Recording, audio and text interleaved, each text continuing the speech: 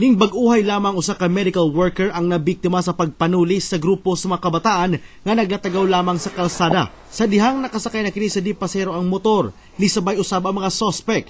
Din hinala kay gayon nga tuliso nila ang biktima. Sa nakita ni Butuan City Councilor ug Chairman sa Committee on Police and Public Order, Ryan Colima, mas maayong seryosoho na ang pagpatuman sa curfew hours aron mahipos ang kabataan ug malikayan ang unsamang krimen nga gikalambigitan sa mga kabataan. Pero we were looking forward nga kani nga balaod ang curfew hour maybe deterrent ni mga bata nga galaag-laag panahon sa tunga-tungang kagabion.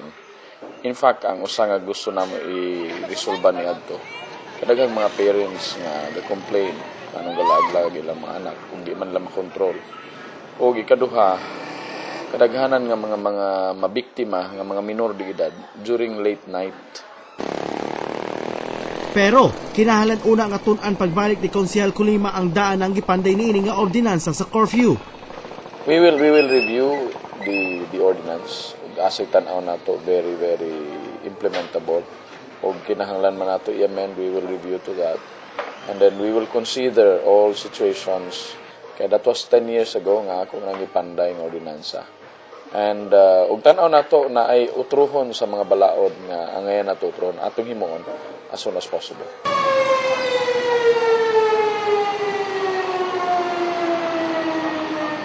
Alas 10 sa gabi ang sugod sa curfew hangtod alas 4 sa kaadlawon. Tungod kay limitado lamang ang ihap sa kapulisan, i-deputize ang mga force multiplier o ang mga barangay tanod aron maoy mutabang sa pagpatuman sa curfew hours.